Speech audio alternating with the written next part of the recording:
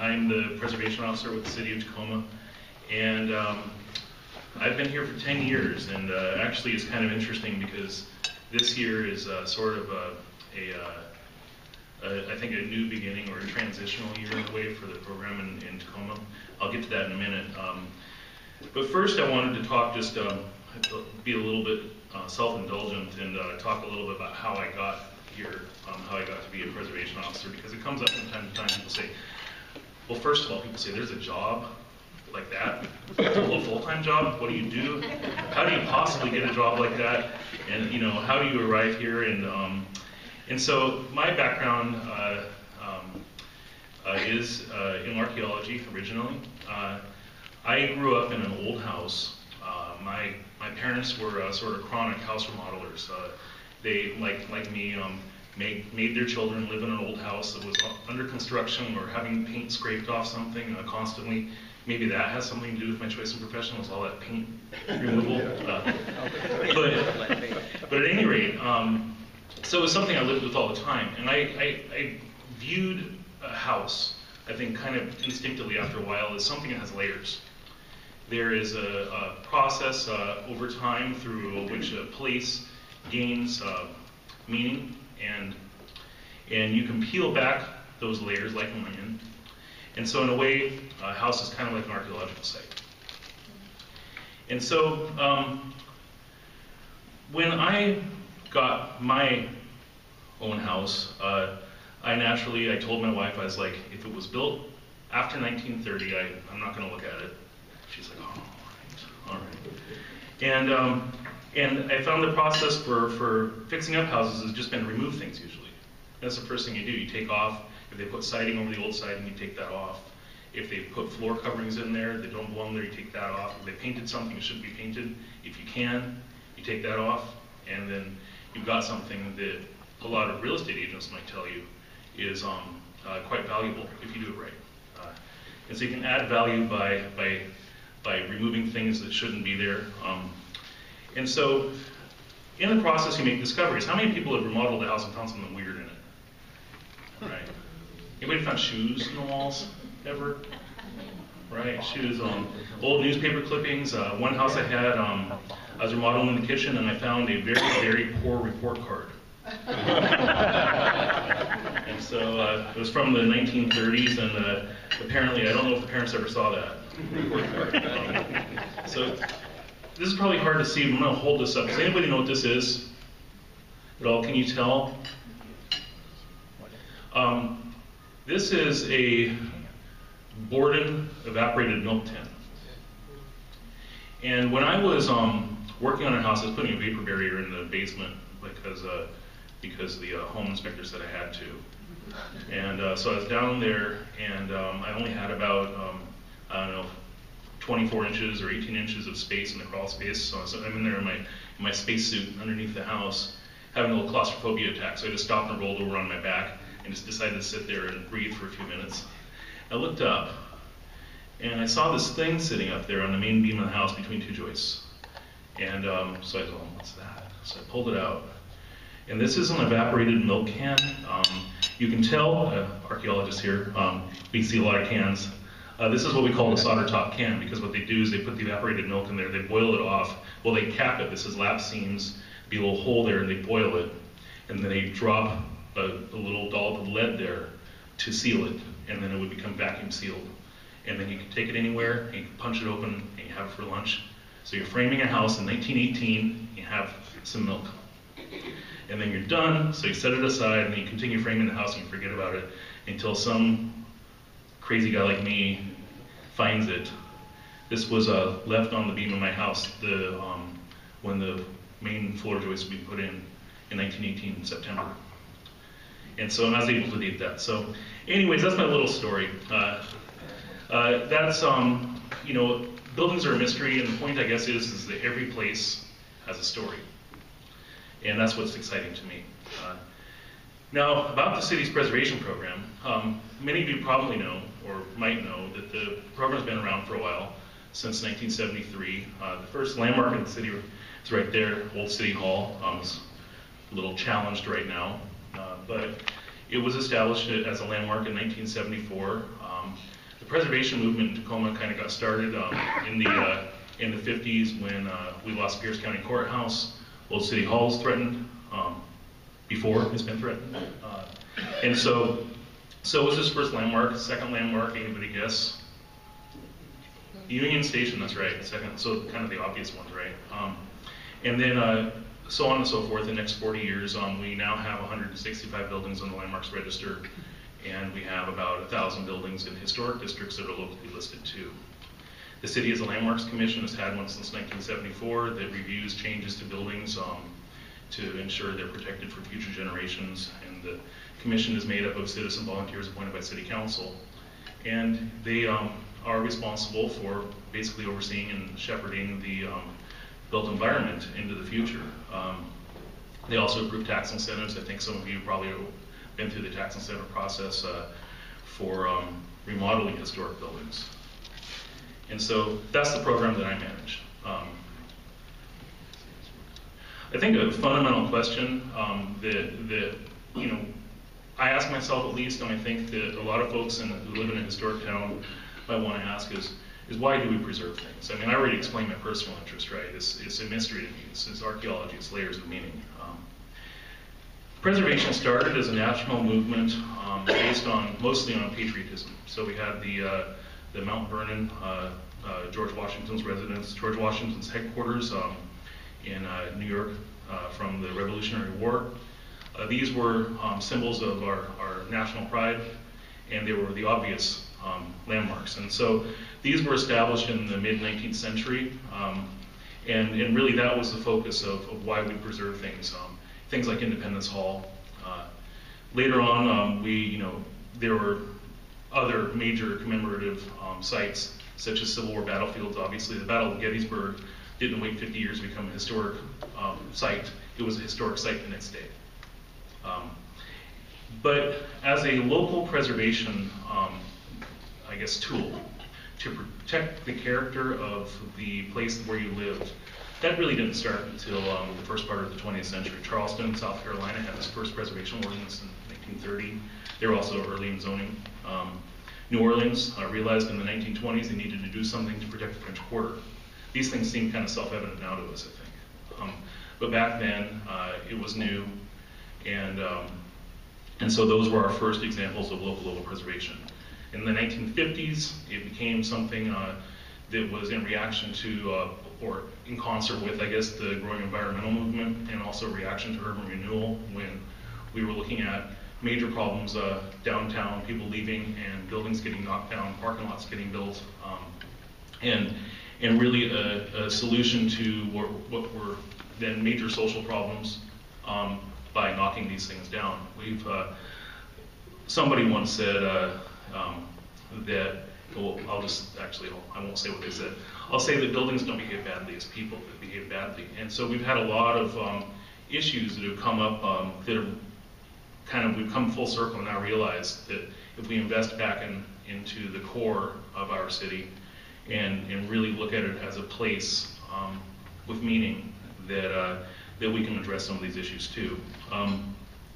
But in summary, I guess, from my perspective, preservation is the preservation of history and historic sites.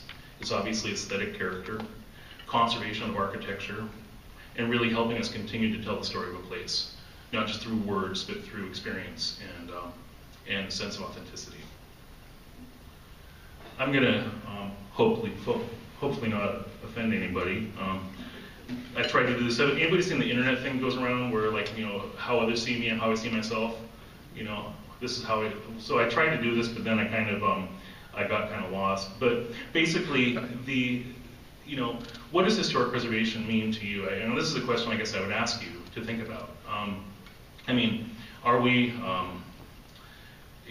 we obstructionists? Are we a barrier to growth? Are we just preventing change? Or are we preventing bad things from happening, but letting good things happen? Is it arcane, or is it relevant?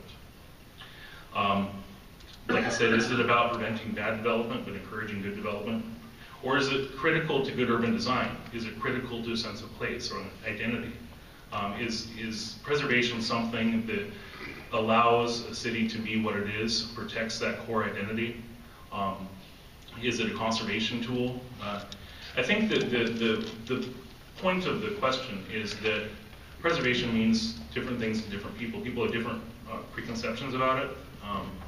People have, think, like for instance, on a daily basis, I'm taken for a historian or an architect or an urban designer, archivist, tradesperson, building expert, real estate person, and really none of those things. I'm a preservation person, and we cross a lot of different, I guess, sectors, because when you're talking about a place that people use, all of these things intersect.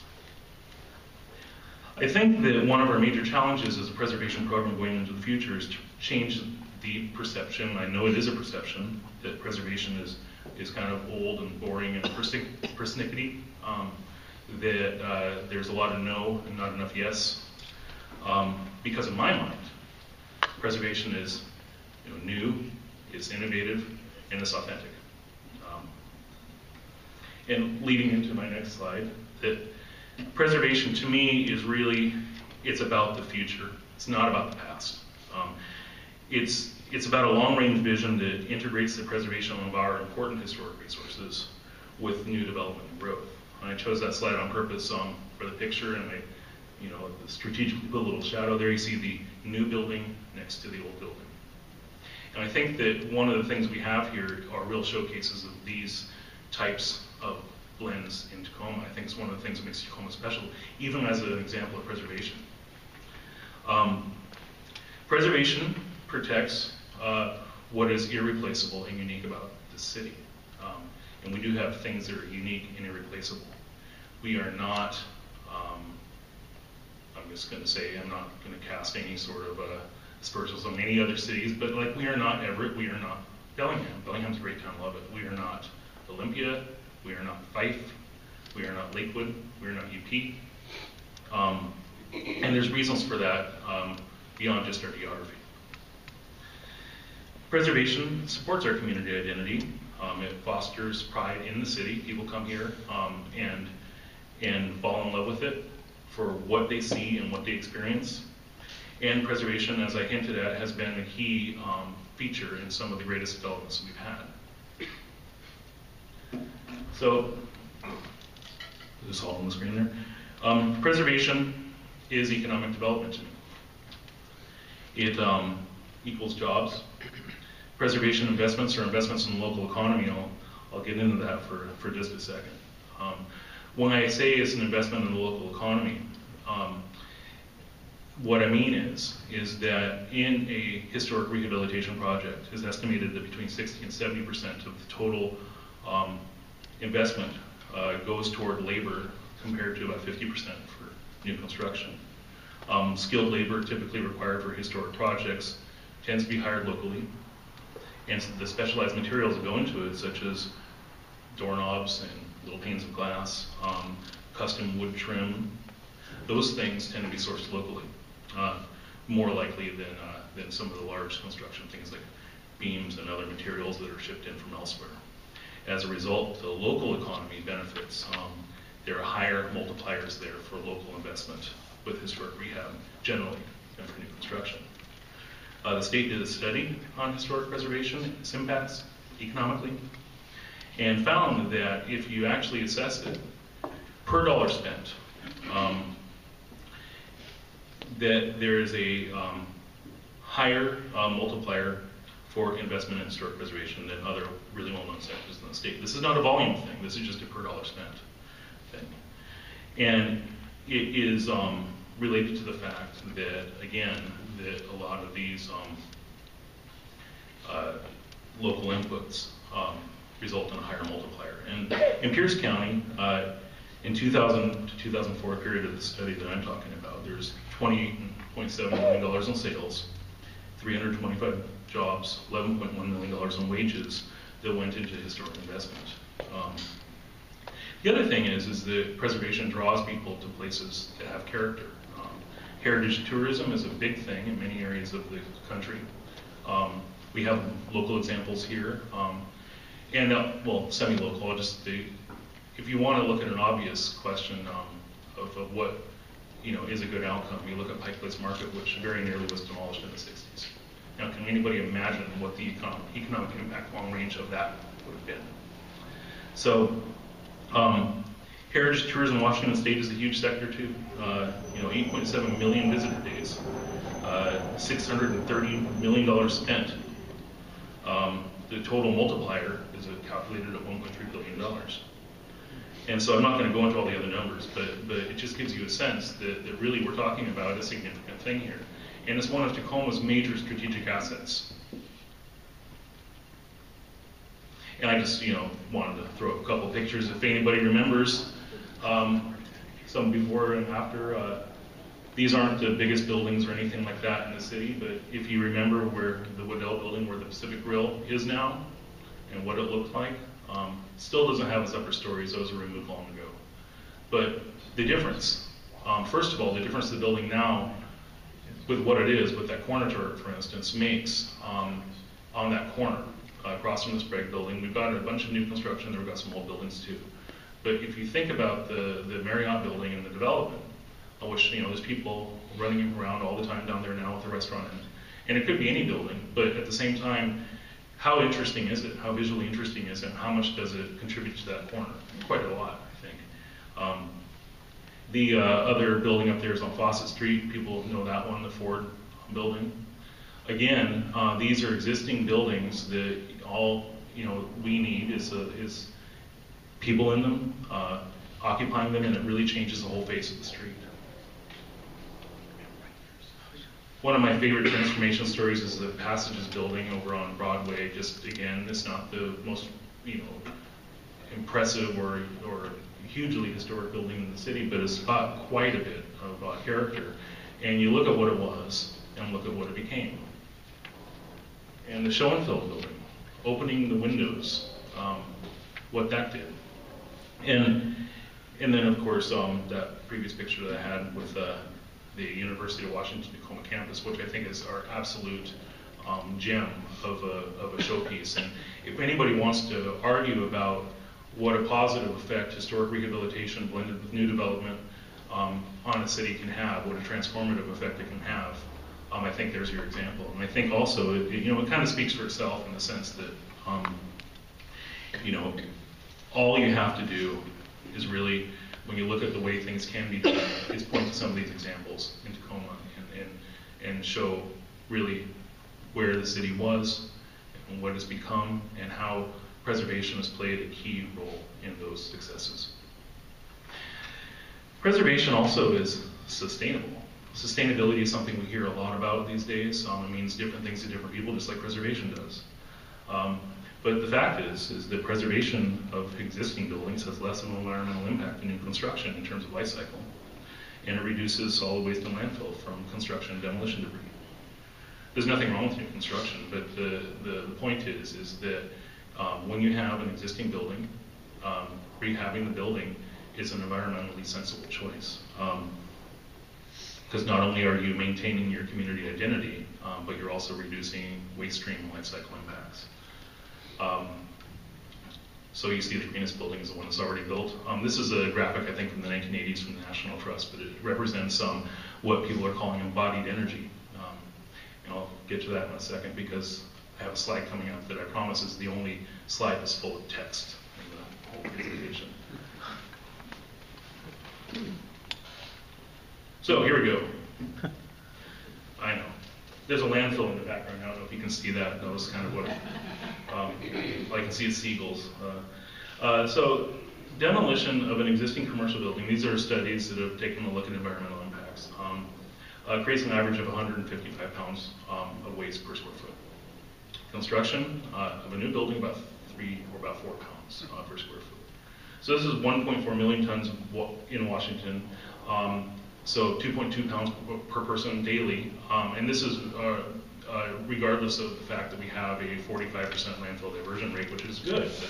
But, so we're talking about if you remove an existing building, all that material has to get carted away, and then you have your small percentage of waste from your new building.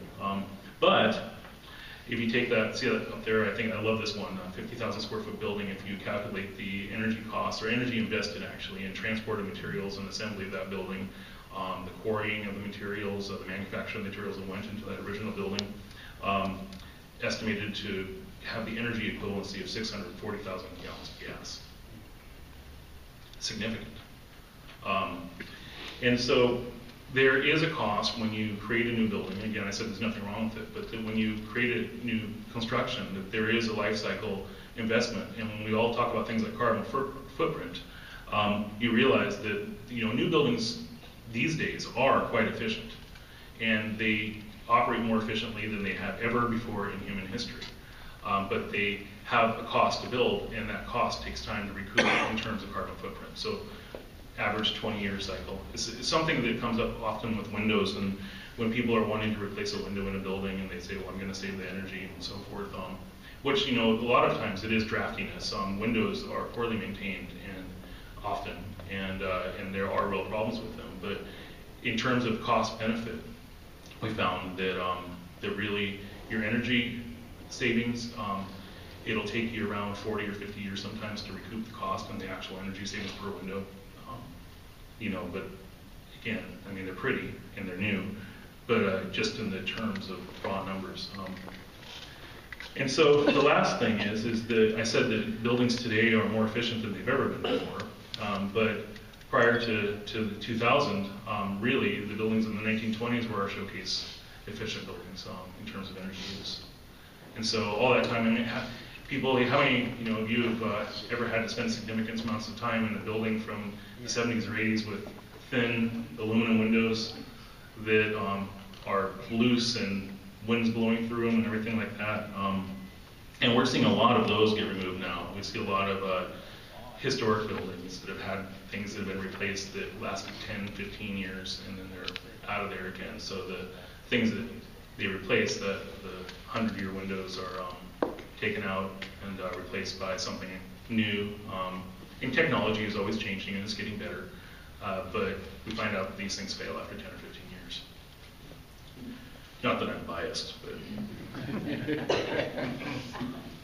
I'm not. In preservation and the program for the city, we've been up to a number of things. I mean, the program is about 40 years old, and so as I said, it's been Landmarks Commission put things on the historic register, add historic districts, do design review, issue tax incentives. In 2011, after a couple of years of work, we introduced the first city historic preservation comprehensive plan. It laid out a vision for what preservation is, because like I said, a lot of us have different definitions for what it might be, what it is, education, awareness, actual design review. Do we protect things? We identify things. Once we have identified them, how do we manage them? And what we want to become, what the city should be focusing on. I would encourage you all to read it. It's only 300 and some pages long. But it really laid out where we think preservation ought to go. It sets some, everybody calls them stretch goals, things that we are going to be challenged to be able to take care of, or reach, but it really is aspirational.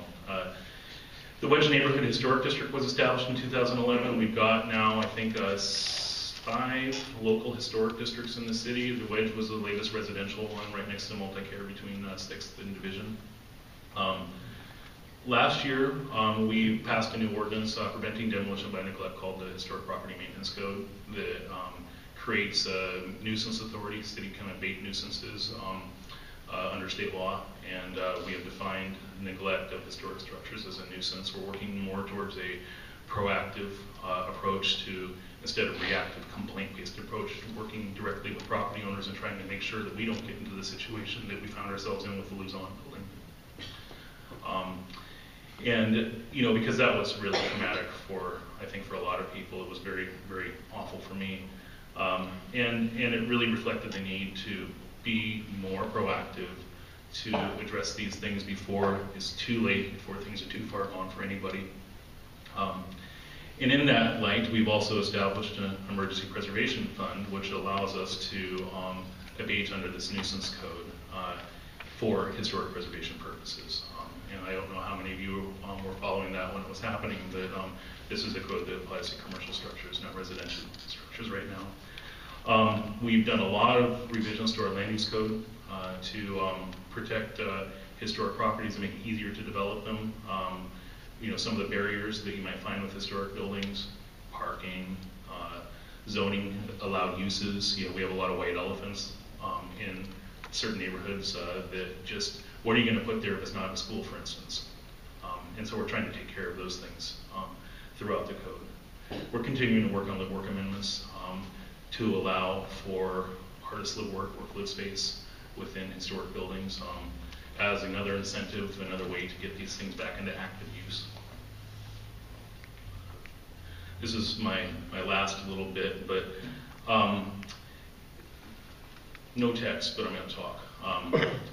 But trying to find ways to make sure that we're providing all the tools that people need to reuse buildings, to encourage people to reuse buildings, to make sure that we're not discouraging it, because as a headed or many-handed organization, sometimes city can conflict with itself. I don't know if anybody here has ever experienced that. We have, some of our policies, it's very complicated, not all of them align.